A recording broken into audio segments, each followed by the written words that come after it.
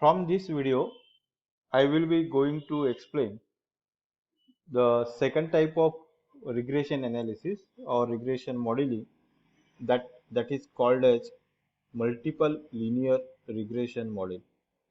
And to in this video, basically I am going to develop the conceptual or intuitive insight about the multiple linear regression, and which I am trying to explain in comparison with the simple linear regression model. And second thing that I am going to explain is the mathematics behind multiple linear regression. So these are the two broad topics that I would like to discuss in this video. So first, let us start with understanding the multiple linear regression in comparison with the simple linear regression, which I have explained in my previous 4 to 5 videos, which includes both conceptual, mathematical and programming part of simple linear regression. And in this from this video, we are going to understand multiple linear regression. So the first point in which I would like to compare the multiple linear regression and the simple linear regression from the point of view the number of dependent and the independent variables that both model processes. So the number of independent and dependent variables that the simple linear regression model processes are only one, where in case of multiple linear regression model, these are more than one. So this is the most important difference that one must understand while in the beginning to study the multiple linear regression model. The second important point of comparison is that in the multiple linear regression model, we are trying to plot establish the relationship between the dependent and the independent variable, which we are assuming as a simple line, and equation of the line we are assuming or modeling in terms of y equal to beta 0 and beta 1 times x plus error. So this is the equation that we are trying to identify or build from the given training data set. In case of the multiple linear equation, now the model is somewhat complicated, and because it involves more than one variable. Now here the equation becomes y equal to beta 0 plus beta 1 times x1 plus beta 2 times x2 plus beta k up to k times xk, where x1, x2, xk are the independent variable and y is the dependent variable plus the error factor, because we are trying to identify the best fit line. There are two different approaches using which we can estimate the values of beta 0 and beta 1 in case of the simple linear regression model, which we have already seen. These are the ordinary least square and the gradient descent algorithm. And the same types of the same algorithm or the techniques can be used in order to estimate the parameters. Now here there are more than two parameters, which are beta 0, beta 1, beta 2, beta k, and these parameters can be estimated by two different methods: ordinary least square method and the gradient descent algorithm method, that is like similar to the simple linear regression model. The objective of the simple linear regression model is to identify the best fit regression line. Best fit regression line means the line which is passing through the all the nearest point that are nearest to the observed data points. In case of the multiple linear regression, we are not trying to fit the line now. We are trying to fit the regression plane in which all the data points, mm, a plane that is passing through all the observed data points. So that is called as the best fit regression points. So these are the four important points that we must remember in case of the multiple linear regression. And the basic difference between the multiple linear regression from the simple linear regression model is that multiple linear regression model processes more than one independent and the dependent variable. There are many similarity points are there in between the simple and multiple linear regression. Like both needs numeric data. If the data is not in the format of numbers, that needs to be converted into the number. The second another point of comparison is that both are the parametric methods. Parametric methods, we have already seen that they tries to estimate or the assume the relationship between the relationship between the dependent and the independent variable. And here the assumed linear relationship is the linear, and we are trying to identify the parameters like beta 0, beta 1, beta 2 up to the beta k in general. So these are the similar and the differences between the simple and multiple linear regression. Now let me introduce the data set in the beginning that we are trying to process using the multiple linear regression model, or going to explain in the context of this example. The task that we are going to model using the multiple linear regression is the predicting the end semester examination marks, which we have already used in case of the simple linear regression model also. And in that we have estimated the end semester examination marks from the mid semester examination marks, and their number of input and output variables are the only one. Now we are going to trying to estimate the end semester examination marks from two different independent variable. Here these two are the independent variable, or IV we call it as, and this is our dependent variable, or DV. And we are trying to estimate the association between the dependent and the independent variable. And here I am calling the attendance 1 as my x1, MSc as an x2, and my ESC is now y. So here the dependent variable is y, which is the end semester examination mark. Independent variable are the attendance and the mid semester examination marks, which are nothing but the x1 and the x2. And the equation of the line now becomes like this: end semester examination mark, which is equal to beta 0, which is now the intercept or the y intercept, and beta 1 times attendance, and beta 2 times mid semester examination, plus the error factor, because error factor is here is present because of the it is the best fit plane, that's why it is the error term is present in this equation. Now, before trying to understand the mathematics behind the multiple linear regression model, let me explain why multiple linear regression modeling is performed, or when one should perform the multiple linear regression modeling. The See, the multiple linear regression modeling is a powerful analysis technique, and it is basically originated in statistics, where it is used to analyze factors influencing the key performance indicators. Let me define what does it mean by the key performance indicator. In the example, in our reading example, I am the performance of the student. See, key performance indicator for the student is the for academic performance, measuring academic performance.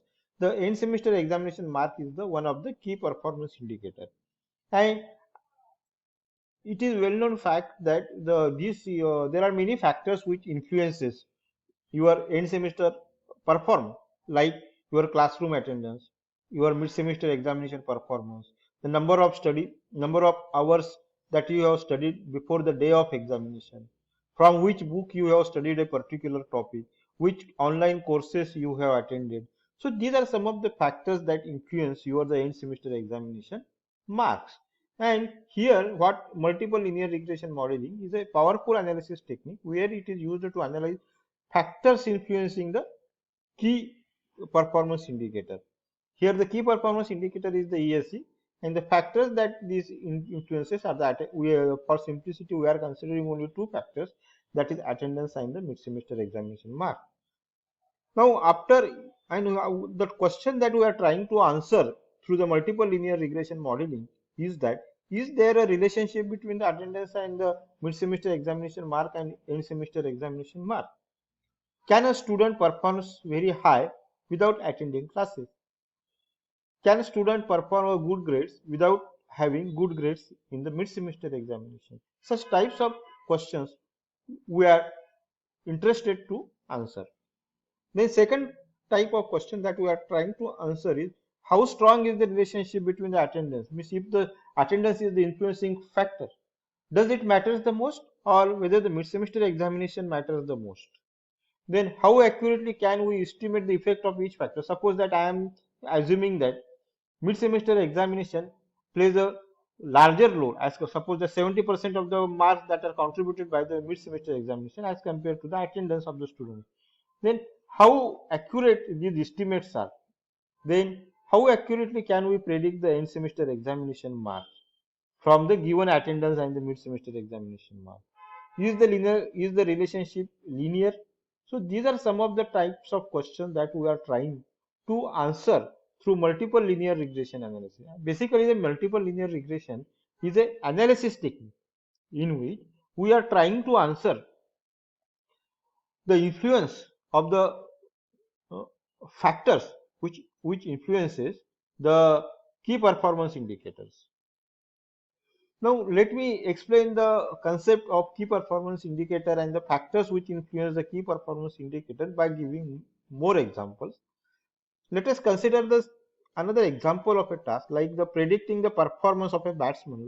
Like now IPL matches are going on. Suppose that you want to predict how many runs Rohit Sharma scores in the next inning.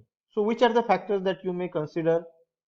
Here the number of runs scored is the key performance indicator. You can use the recent history of a player in which a team against which the player is playing, the current fitness level of the player. So these are some of the factors that influences the key performance um, indicator. Let us take second example, predicting sales value of a particular product. Suppose that you want to predict the sale of a two-wheeler like Honda bike or Hero bike, and you can use the factors like such as the budget that the company spends on advertising on the TV, advertising on the in the newspaper or roadside advertisement. So depending upon this advertisement budget, you can predict the sales volume of a product like two-wheelers or four-wheelers. Let me explain again by giving another example like the predicting the salary of a person. As you know that the salary of a person typically based upon the gender of the person, then education of the person, then experience of the person, the city in which a person is employed. So these are some of the factors that influences the salary of a person. So how much, what kind of effect of education, experience and city depends on measuring the salary of the person. Hence, see, multiple linear regression modeling is essentially a prediction technique. In all these cases, we are predicting something like predicting end semester examination mark, predicting sales volume, predicting salary of a person. And that's why this is the main method used in predictive analytics. Predictive analytics is a branch of data analysis in which we are trying to estimate or predict the values of certain parameter based upon the factors which influences that parameters. So this is called the act of prediction. And multiple linear regression is one of the most widely used prediction technique. Now before trying to understand the multiple linear regression, the mathematics behind the multiple linear regression, let us try to represent the multiple linear regression with the help of some graph or the picture. Now here in the current our ongoing running example of predicting in semester examination mark, these are some of the independent variable and this is the dependent variable. Now In the multiple linear regression model assumes one principle called independent variable influences the value of the dependent variable. Here we know that the attendance influences your end semester examination mark, mid semester examination influences your end semester mark, then HRS or the number of hours that you have spent studying day before the examination. These are some of the factors which influences the your end semester mark. So here I am using rectangles. So see, these are some of these are the rectangles. Here I am using the rectangles to denote the independent variable, and here I am circle is using to denote the dependent variable. And this age means that one certain independent variable influences the dependent variable. Here you can read this graph like this: attendance influences end semester examination mark, mid semester examination influences end semester marks, a number of hours spent studying the day before the examination influences your end semester marks. So like this, the meaning of the row is that it is the influencing, and the coefficient like the beta 1, beta 2, beta 3, these are the weighted graph. Like I think you might have studied the weighted graph in your discrete math. Weighted graph has some numbers associated with. Means if this is the linear, if this is the relationship, influences is the relationship, then the strength of that relationship is indicated by this factor or the coefficient. So these are called as the coefficient, and this is denotes the strength of the relationship. If the coefficient is very high, it means that the relationship is a strong relationship. If the coefficient is low, it means that the relationship is a weaker relationship. So here the weight of the age denotes the strength of the relationship. Now see here additionally, in order to consider the beta 0, I have added one additional line here that I am calling it as the its strength is the beta 0, and it is initialized to one independent variable which I am calling it as the x0, and which is initialized to the x1. Now this same graph can be represented by this equation. Like see, this is our output variable end semester examination mark. So out end semester examination mark is equal to beta 0. This is the beta 0, which takes always x0 takes the value of 1. So here you can write beta 0 times x0, beta 1 times x1. So here attendance is our x1, plus beta 2 is our, suppose x2 is our mid semester examination, and a third factor which we are going to consider is the number of hours spent studying a day before the examination. So that may be our x3. So beta 3 x3 is another factor, and error is the this factor. So here error can be denoted by adding one more symbol like this. So this is the graphical representation and equal mathematical expression for the same. So this is the graphical representation for representing the relationship between the dependent variable and the independent variable. The things that you should note down here is that this graph captures the sentence independent variable influences the values of dependent variable. So this is the basically, this graph basically captures this assumption. Now, you might have studied in your graph theory that any graph can be represented as a matrix. Now we are going to do the same thing. Now see, this is our data set. Now this data set has three columns. Out of these three columns, these two columns indicates the independent variable. This column indicates the dependent variable. If your algorithm is the supervised algorithm, in that case you know the values of dependent variable.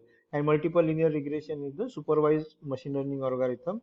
We know that dependent variable which are used to train our model, and that is called as the training data set. So this is our training data set with the 5 number of instances. So these are the 5 here, n number of rows are the 5. Here these two are the independent variable, number of independent variable are the 2, and the number of dependent variable are the 1.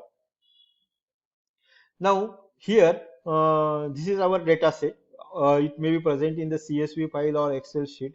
Now these two factors are our input features or the input independent variable which I am representing like this.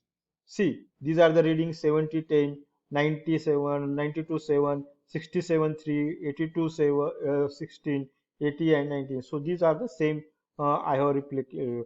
Only difference is that this is now x1 and this is x2 because x0 I want to know because it is the coefficient of beta 0 which I am taking it as always 1. So that's why one column here I have added, and that's why I have shown it as the x0 which always takes 1 1 1 value. Now the parameters like beta 0, beta 1 and beta 2 are my uh, coefficients of the input vectors. So these I am representing here again one matrix which is of the size 3 by 1. This is of the size 5 by 3. 5 by 3 means the 5 number of rows are there, 3 columns are there. 3 by 1 means 3 rows are there and 1 column is there. See, 1, 2, 3 are rows and here only 1 column is there. So these are my the error terms are there. Error term is again equal to number of rows multiplied by number of, there is only one column is there, so 5 by 1 and this is 5 multiplied by 1, and if you multiply this what you will get terms like this. So this is again I have replicated for your convenience. If you do the multiplication of these two different matrices, the condition of the multiplication is that number of rows in the first matrix should be equal to number of columns in the first matrix should be equal to the number of rows in the second matrix. So here the number of column in the first matrix are 3 and number of rows in the second matrix are 3, both are equal, and that's why we can multiply these. Now if you multiply these two matrices, it will become like this. So 1 is multiplied with the beta 0. Now 70 is multiplied with beta 1, that is 70 is nothing but the x11 which is nothing but the 17. Here I am writing the x11. X11 means this element x11. So x70 multiplied by beta 1. Then x12, this is x12 multiplied by beta 2, and this is the multiplication of these two matrices. See this much. You can take the second row also same way. 1 multiplied by beta 0. 1 multiplied by beta 0. 92 multiplied by beta 1. 7 multiplied by beta 3. Then in order to take the third row, you can do 1 multiplied by beta 0. 62 multiplied by beta 1. 3 multiplied by beta 2. For the fourth row, you can take 1 multiplied by beta 0. 82 multiplied by beta 1 and this like this. For fifth row you can multiply uh, like this, like this and like this. So this I have written here, beta 0 multiplied by x pi 1 multiplied by beta 1 multiplied by x beta 2, and this is now becomes the matrix having only one column, and this one column matrix you can add with this one column matrix. This is error matrix and this is the result of this matrix multiplication. So these two matrices can be added and their value is nothing but this third matrix. Yes. So now the same equation can be written like this also, beta 0. Now beta 0 is C beta 0 multiplied by x0. X0 is now here. X0 means this vector 1 1 1 1 1 5 elements. Now beta 1 times x1. Here the x1 means 70, 92, 67, 82, 80, and x2 means second column of x matrix, that is 10, 7, 3, 16 and 9. So this is x2, beta 2 times x2 plus error equal to y. So this is the matrix representation of our equation, linear regression. Now the same thing can be represented here like this. Now here the beta is equal to beta 0, beta 1, beta 2, and here x means x is again another vector like x1, x2, x3, where x1 is another vector having the columns of this matrix. X2 is another vector and x3 is another vector. So this equation is like this. Now the error can be calculated y minus beta times star x. So this term has been taken on this side in order to find the error. Now these terms I have equaled as a y cap or y hat, error equal to y hat, and this error I am calling it as the square of this error. I am calling it as the square sum of error. Square sum of error, or SSE, and this SSE is equal to sum of I equal to 1 to n, y is one vector minus y cap is predicted value here, where the y cap is this much and its whole square. So this equation can be written in this format also. So this is the equation for the square sum of error. Now in order to estimate the beta for ordinary least square, you might know that in case of the simple linear regression equation, we have taken that our interest is to minimize the square sum of error equal to 0, or minimize this term. So, and if you want to estimate the value of beta 0, you need to take the partial differentiation of this equation with respect to delta beta 0. If you want to estimate the value of beta 1, you need to take the partial derivative of this equation with respect to beta 1 and equate it to the 0. If you want to find the estimate the value of beta 2, take the partial derivative of this equation with respect to with respect to beta 2 and equate it to the 0. So this is the process in which you can estimate the values of beta 1, beta 2 or beta 0. In order to estimate the values of beta 0, beta 1, beta 2, you need to take the partial derivative of square sum of term and equate it to the 0 with respect to the beta parameter that you want to estimate. In case of the beta 0, take the partial derivative with respect to beta 0. If you want to estimate the value of beta 1, take the partial derivative with respect to beta 1. If you want to estimate the value of beta 2, take the partial derivative with respect to beta 2. Now here I am giving the equation for estimating values of beta without proof, mathematical proof, and explaining the meaning of the individual term. So this is the equation that we have used in this slide to represent the multiple linear regression equation. This equation. Now here our beta, we want to estimate the values of beta, and this is the very general equation. Uh, Here any number of independent variables may be present. Here the number of independent variables that we want to estimate, that we are processing, are k, and beta 0 x 0 is the additional independent variable, which is always equal to 1. Now the beta is one our vector of individual beta coefficient, beta 0, beta 1, beta 2 up to beta k. So our beta vector is k plus 1 by 1. Here means number of rows are k plus 1 and number of column is 1. Here the number of column is 1 and number of rows are k plus 1. If there are two parameters are there, then 3 rows will be present. Why additional 1? Because there is beta 0 is present and we are counting from the 0, we are adding here 1. Now, if you want to estimate, calculate this matrix, then this is the equation to perform these many operations you need to perform in order to find this beta vector.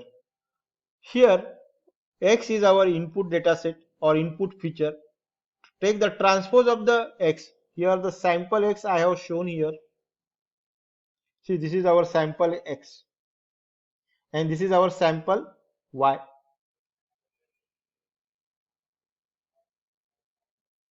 So take the transpose of the X matrix, multiply it with the X, then product of the X transpose and X, take its inverse, multiply it with X transpose and then multiply it with the Y, you will get this matrix. So here this is the equation in order to find this beta vector. These many operations you need to perform: transpose of the X, multiply by it with X, then take its inverse, then the inverse you multiply with the X transpose and then multiply it with the Y. That will give you our beta vector. Here the values, you can predict the values of Y by taking this beta and multiplying with the X. X is our data set, input data set, and you will get now this equation. Here I have kept the value of beta here.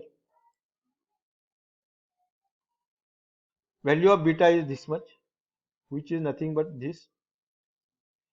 Now here this mini term I am calling it as the H.